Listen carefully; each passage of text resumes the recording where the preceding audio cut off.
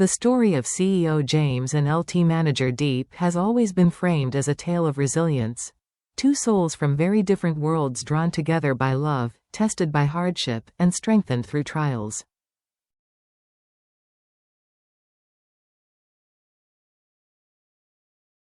Yet in their latest chapter, joy and tragedy collided in a way that no family should ever have to endure.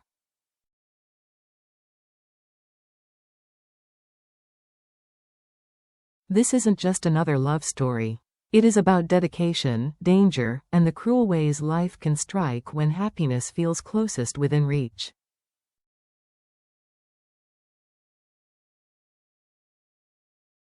A spark of hope. Not long ago, the James household was filled with laughter and the anticipation of new life.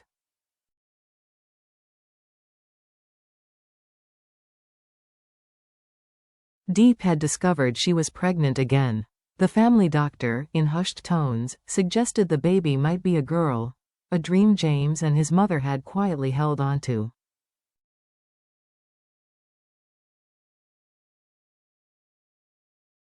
The news brought an outpouring of devotion.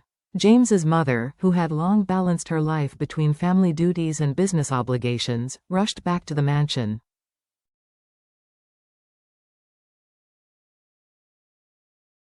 She even left her youngest child with her husband to dedicate herself fully to Diep's care.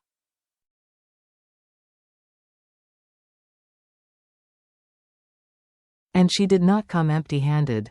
Around her neck she carried a diamond necklace, an heirloom meant not as ornament but as blessing, a symbol of gratitude for the young woman who had already sacrificed so much for the James family.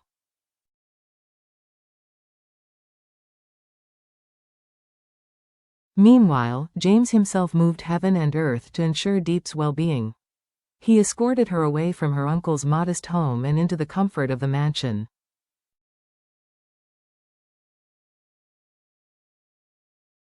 His intention was simple but profound: to protect, to shelter, and to give her peace.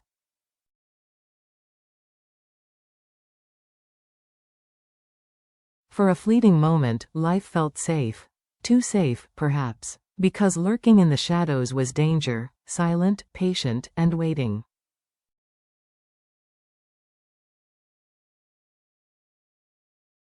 A nemesis returns. That danger had a name: John.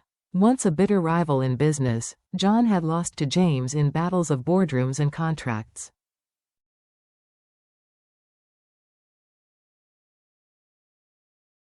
But defeat had not extinguished his malice, it had only forced him into silence. When John learned of Diep's pregnancy, his reaction was chilling.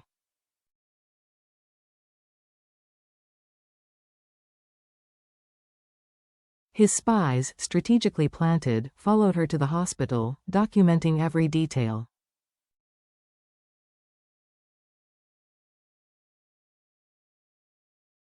The smirk that spread across John's face was not one of joy but calculation.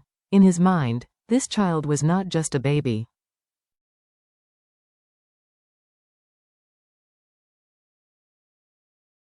It was a weakness. And where there is weakness, there is opportunity. James, unaware of the looming storm, only noticed subtle shifts in Diep's mood, restlessness, flashes of anxiety.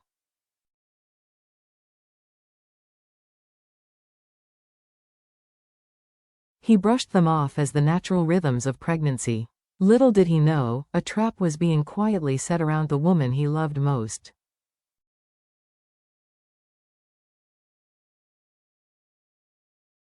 A longing for freedom. Weeks passed under the confinement of the mansion. Though the walls were gilded and safe, they were still walls.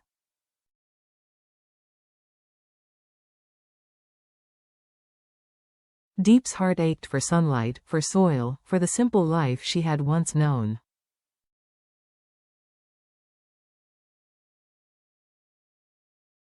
One morning, she placed her hand gently in James's and whispered, "I just want to see our garden again."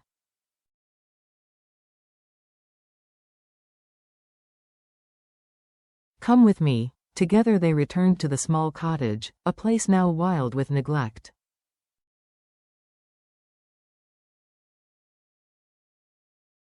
Weeds had conquered the paths, dust cloaked the flower pots, but to Diep, it was still home.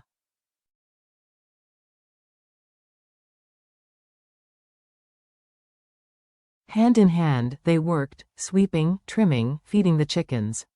In the golden sun, Diep's laughter rang out for the first time in weeks.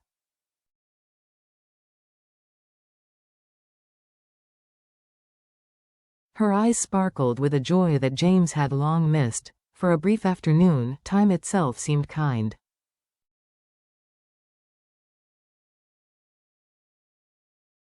The market encounter. On their way back, the couple passed a roadside market. That was when Diep's gaze caught something bright, lychees, crimson and glistening in the sun.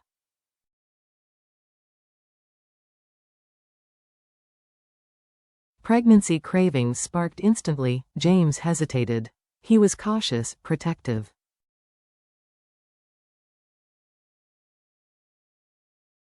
But Diep's smile, sweet and insistent, convinced him. Just a few steps. I'll be fine.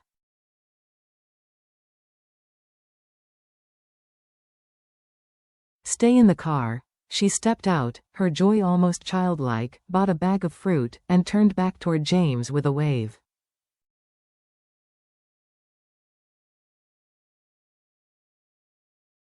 For a moment, it looked like nothing could disturb their fragile happiness. But then, the roar of an engine shattered the calm.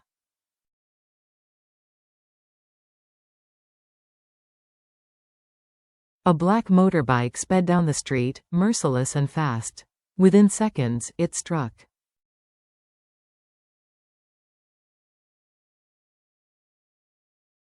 James's scream pierced the chaos. Diep, the impact hurled her into the air. Lychees scattered across the pavement like blood-red jewels, their sweetness now tainted by horror.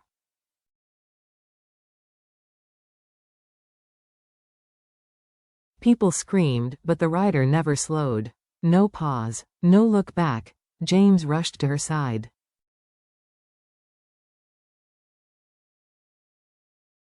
Blood pooled across her dress. She was unconscious, fragile, slipping away. Without thought, he carried her into the car and drove like a man possessed, ignoring red lights, honking through traffic, every second heavier than the last.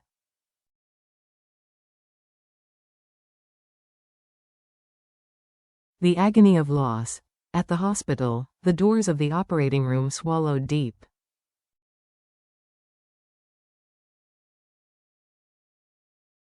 James stood outside, his hands trembling, guilt consuming him. 2 hours felt like eternity.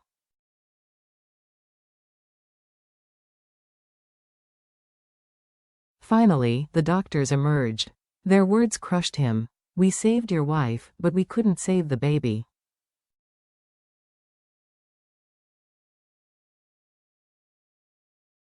The unborn child, their dream of a daughter, was gone before she could be held.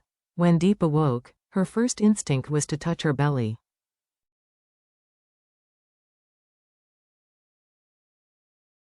She turned to James, her voice breaking. Where's our baby? He could barely form the words.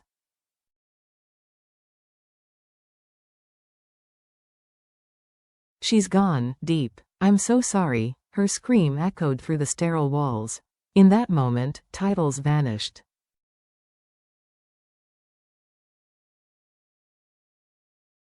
They were not CEO and manager. They were just parents, broken, mourning the loss of a life that had barely begun.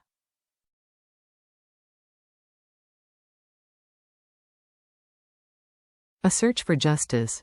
Grief soon gave way to suspicion. James replayed the scene again and again.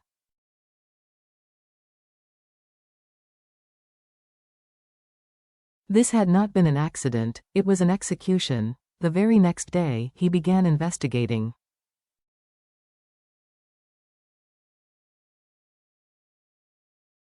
Security footage revealed a black motorbike, a blurred license plate. With help from a friend in international intelligence, James confirmed the truth. The plate was fake, the driver masked.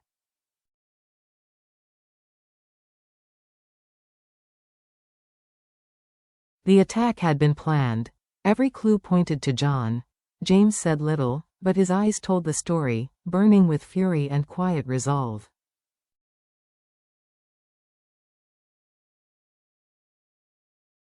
He targeted my wife, my child. He won't get away with this. The road back home. When Diep was discharged, James brought her back to their cottage.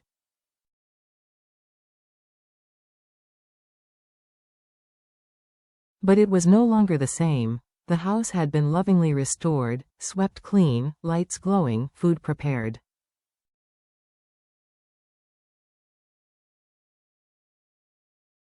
James's mother had done everything herself, even menial tasks she had never once performed in her privileged life.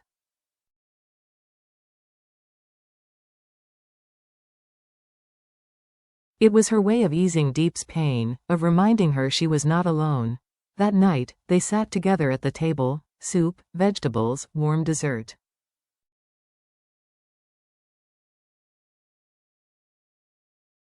Diep ate slowly, quietly. And though her heart still ached, for the first time since the tragedy, she smiled without tears.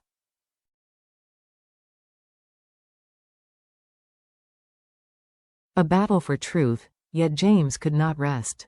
Long after Diep had fallen asleep, he sat in the dim glow of the lamp, fists clenched.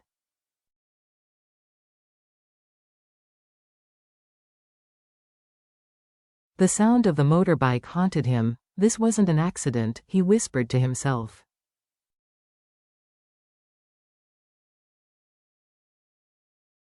This was an execution. John had crossed a line that could never be uncrossed. Now, James vowed to use every resource, every connection, every ounce of influence not for revenge, but for justice.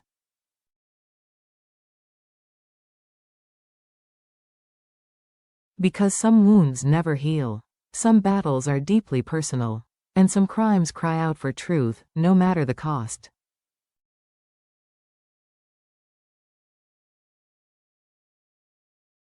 The questions ahead. Will James be able to gather enough evidence to expose John?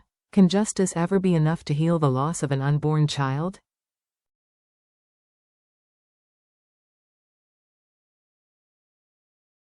And will James and Diep's love endure when grief becomes their constant companion?